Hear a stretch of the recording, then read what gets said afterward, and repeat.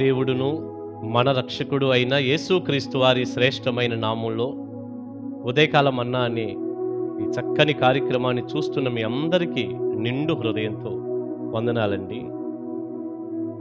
ఈ 2025 సంవత్సరం నూతన సంవత్సరపు శుభాకాంక్షలు కూడా మీకు తెలియచేస్తున్నాను. ఎలా ఉన్నారు మీరందరూ? మీరు మీ కుటుంబాలు క్షేమంగా ఉండాలని నిండు మనసుతో కోరుకుంటున్నాను. మీకోసం ప్రార్థన కూడా చేస్తున్నాను. దేవుడు మీకు సహాయం చేయునుగాక.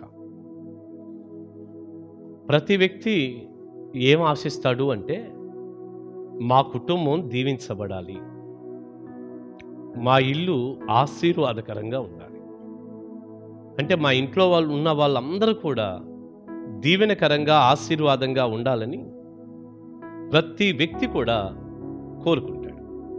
ఏం తప్పు లేదు, అలా కోరుకోవటంలో ఏం పొరపాటు లేదు. దేవుని దగ్గర ఆశీర్వాదాలు అడగటం చాలా మంచిది. అది ఎలాంటి దీవెనైనా కావచ్చు. ఆత్మ సంబంధంగా ఉన్న ఆశీర్వాదాలు కానీ, భౌతిక పరంగా ఉన్న దీవెనలు కానీ, మానసిక పరమైన బ్లెస్సింగ్స్ కానీ, ఇవన్నీ కూడా ఆశీర్వాదాలే. ఈ ఆశీర్వాదాలు మీరు అడగటం, ప్రభువా నా ఇంటిని దీవించండి, నా కుటుంబాన్ని ఆశీర్వదించండి అని ప్రార్థన చేయటం ఏం పొరపాటు లేదు. మీరు అడగండి, ప్రభు ఇస్తాడు. నేను కూడా నిండు హృదయంతో కోరుకుంటున్నాను, ఈ 2023 సంవత్సరం ఈ 2025 సంవత్సరం తప్పనిసరిగా మీ కుటుంబాన్ని దేవుడు దీవించునుగాక. అయితే ప్రియులారా, పరిశుద్ధ గ్రంథాన్ని చదువుతున్నప్పుడు అండి, ఈ ఆశీర్వాదాలు ఎవరికి అనేది కూడా మనం గమనించాలి. దేవుని దీవెన ఎవరికి వస్తుంది, దేవుని ఆశీర్వాదం ఏ కుటుంబం మీద ఉంటుంది అనేది గనక మనం సామెతల గ్రంథం 3వ అధ్యాయం 33వ వచనాన్ని గనక మనం జాగ్రత్తగా గమనిస్తే, ఆ 2వ లైన్లో ఒక చక్కని మాట రాస్తుంది. నీతిమంతుల నివాస స్థలమును ఆయన ఆశీర్వదించును. నీతిమంతుల నివాస స్థలమును ఆయన ఆశీర్వదించును. ఎంత చక్కని మాట అండి. ఆయన ఆశీర్వదిస్తాడు. ఆశీర్వదించే దేవుడే. నీ నివాసాన్ని దీవించాలని ఆయన కోరుకుంటున్నాడు. ఈ 2025 అంతా కూడా మీరు మీ కుటుంబం ఆశీర్వాదకరంగా ఉండాలనేది దేవుని ఆశ. అయితే ఎవరి కుటుంబాలయ్యా అంటే, నీతిమంతుల కుటుంబం. నీతిమంతుల నివాస స్థలాన్ని ఆయన ఆశీర్వదిస్తాడు. ఎంత చక్కని మాట అండి. అంటే భక్తిహీనుల నివాస స్థలం, భక్తిహీనుల ఇల్లు ఆశీర్వదించబడదా? పడదగా. మనం చదివిన 33వ వచనంలోనే ఆ మాట కూడా రాసింది. పై లైన్లో ఉంది, భక్తిహీనుల ఇంటి మీదకి యెహోవా శాపము వచ్చును అన్నాడు. నువ్వు పాపంలో, చెడులో, దేవునికి ఇష్టం లేని కార్యాల్లో, భయంకరమైన ఘోరమైన తప్పుల్లో నువ్వు జీవిస్తూ, నాకు ఆశీర్వాదం కావాలంటే ఎక్కడి నుంచి వస్తుంది? అది ఎలా సాధ్యం? అది నీతిమంతుల నివాస స్థలాన్ని ఆయన దీవిస్తాడు. దేవుని దీవెన కావాలంటే నువ్వు నీతిమంతుడుగా మారాలి. కొన్నిసార్లు సేవకులుగా మమ్మల్ని అడుగుతుంటారు, పాస్టర్ గారు ఇంట్లో ఏం కలిసి రావట్లేదండి, చాలా ఇబ్బందిగా ఉంది, వాస్తు ఏదో బాగుండట్లేదు, కాస్త ఒకసారి మా ఇల్లు చూసి మరి ఏమైనా తేడా ఉందేమో చెప్పండి అనేవాళ్ళు కూడా ఉన్నారు. నన్ను అడిగారు. నేను ఒకసారి మీటింగ్కి వెళ్తే, ఒక ప్రేయర్ మీటింగ్ అయితే అయిపోయిన తర్వాత ఆ కూడికలో ఉన్న ఒక తల్లి వచ్చి, మా ఇంటికి వచ్చి ఒక ప్రార్థన చేయండి అంది. సరే, దారిలోనే కదా అని కారు ఆపి వెళ్తే, వాళ్ళు ముందు చెబుతున్న మాట ఏంటంటే, పాస్టర్ గారు కొంచెం అసలు మా ఇల్లు చూడండి, ఏం కలిసి రావట్లేదు, ఏమన్నా తేడా ఉందా అని అడుగుతుంది వాస్తుపరంగా. ప్రియులారా, నిజంగా ఎంత అజ్ఞానంలో ప్రజలు ఉన్నారు ఈ రోజున. అంటే ప్రార్థన చేసుకునేవారు కూడా వాస్తుని నమ్మటం అనేది క్రీస్తు మనస్సుని ఎంత బాధ పెట్టడం అండి. వాస్తు ఎవరికి? ఎవరో క్రీస్తు లేనివారు వాస్తును నమ్ముతారు గనక. ఏమండి, ఈ రోజున యేసు ప్రభు లేనివారు కూడా చాలామంది వాస్తు అనేది ఒక మూఢనమ్మకం అని వాళ్ళు కూడా నమ్మట్లా. కానీ ఈ రోజున మనం దేవుణ్ణి నమ్ముకొని, మన నమ్మకం, విశ్వాసం యేసు ప్రభు మీద ఉండాల్సింది బదులు యేసయ్య మీద ఉండవలసిన దానికి బదులుగా ఇదిగో ఇలాంటి వాటి మీద ఉండటం ఎంత అమాయకత్వం అండి.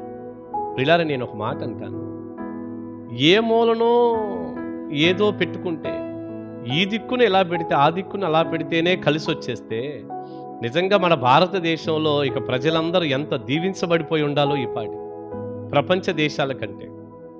ఈనాడు ప్రపంచ దేశాలను మీరు చూడండి, మనకంటే ఎన్నో రెట్లు ఎక్కువగా వారు దీవించబడ్డారు. అక్కడికి పోయి వాస్తానండి, ఏం తెలియదు వాళ్ళకి వాస్తు ఏంటి అంటారు. మాకు ఎట్ట కంఫర్ట్గా ఉంటే అలా చక్కగా కట్టుకున్న ఇల్లు వాస్తు ఏంటి, అసలు ఇటు పెట్టడం ఏంటి అంటారు. మనం అనవసరమైన వాటిని ఎక్కువగా నమ్మేసి ప్రియులారా దాంట్లో ఏమన్నా మా ఇల్లు దీవించబడిద్దేమోనని ఆశపడే వాళ్ళు కూడా ఉన్నారు.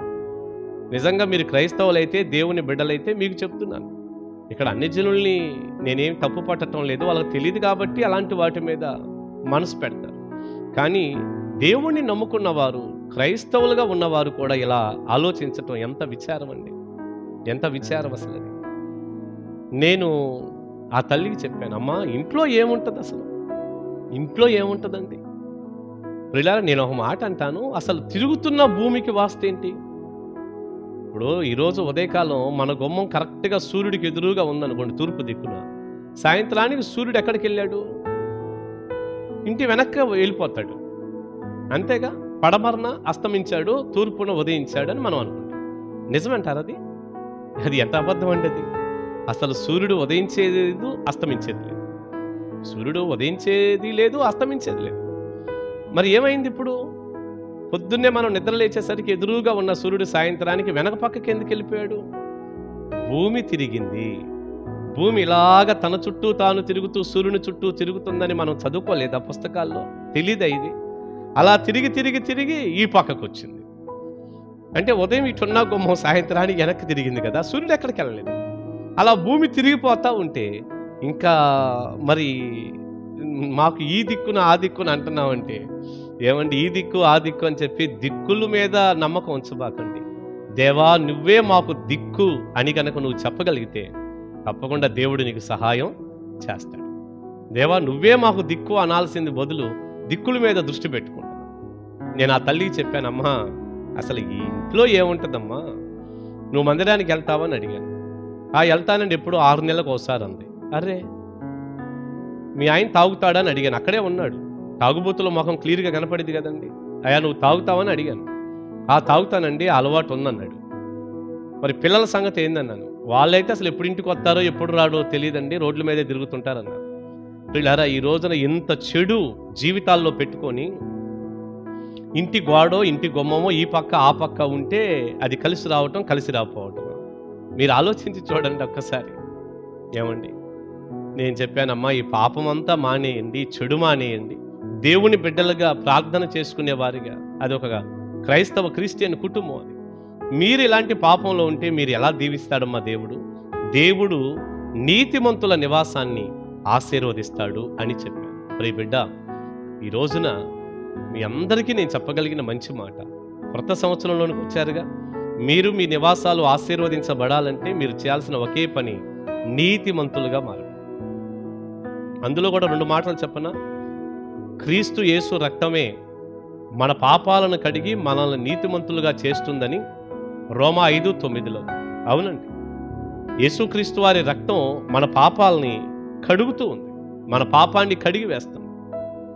అప్పుడు మనల్ని నీతిమంతులుగా యేసు రక్తం చేస్తాం. తిరిగి రెండవదిగా అలా రక్షింపబడిన మనం నీతి కార్యాలు చేస్తాం, సత్క్రియలు చేసుకుంటూ ముందుకెళ్తాం. ఇలా యేసు రక్తంలో నీతిమంతులుగా తీర్చబడటం, నీతి న్యాయాలు పాటిస్తూ నీతి కార్యాలు జరిగిస్తూ ఆ రక్షణ ఆనందాన్ని, మారు మనసుకు తగిన ఫలాన్ని ఫలిస్తూ జీవించగలిగితే, పరిశుద్ధ గ్రంథంలో దేవుడు ఆశించినట్లుగా నువ్వు బ్రతకగలిగితే మీ నివాసం తప్పకుండా వర్ధిల్లుతుంది. ఆరోగ్యం ఉంటుంది, ఆనందం ఉంటుంది, ఐక్యత, ప్రేమ, సమాధానాలు ఉంటాయి, ఆర్థికపరమైన దీవెనలు ఉంటాయి. అన్నిటికంటే మించి ఈ ఆత్మ సంబంధమైన దీవెన తప్పకుండా మీకు ఉంటుంది. నేడు రేపో ప్రభు వచ్చినప్పుడు పరలోకం కూడా మీకు దొరుకుతుంది. మీ నివాసం ఇంతగా దీవించబడాలంటే నీతిమంతులుగా మారాలి. అట్టి కృపా దీవెన సమృద్ధిగా మీకు ఇస్తూ మీ నివాస స్థలాన్ని దేవుడు ఆశీర్వదించునుగాక. ఆమేన్. ప్రార్థన చేసుకుందాం. ప్రార్థన. సకల ఆశీర్వాదాల కారణభూతుడైన తండ్రి, విత్తబడిన ఈ సందేశం బిడ్డలకు దీవెనకరంగా చేయండి. మీ రక్తం ద్వారా వారిని నీతిమంతులుగా మీరు మార్చండి. నీతి కార్యాలు చేస్తూ వాక్యానుసారమైన జీవితం కలిగి జీవించటానికి సహాయపడండి. మేమేదో దిక్కులని వాస్తుని మరొకదాన్ని నమ్మక ప్రభువా మీ యందే నమ్మిక ఉంచుటకు సహాయపడండి. గాయపడిన మీ చేతులకు అప్పగించుకుంటూ కేవలం మీ ద్వారానే మా నివాసాలు మా కుటుంబాలు దీవించబడతాయి కనుక మీ మీద ఆధారపడి మీరే మాకు దిక్కంటూ మిమ్మల్ని వేడుకొని దీవించబడే కృప అందరికీ దయచేయండి. యేసు నామమున ప్రార్థన మనవులు అడుగుచున్నాను తండ్రి. ఆమేన్. God bless you. దేవుని మహాకృప మీకు తోడై ఉండును గాక. ఆమేన్. కలుసుకుందాం. Thank you.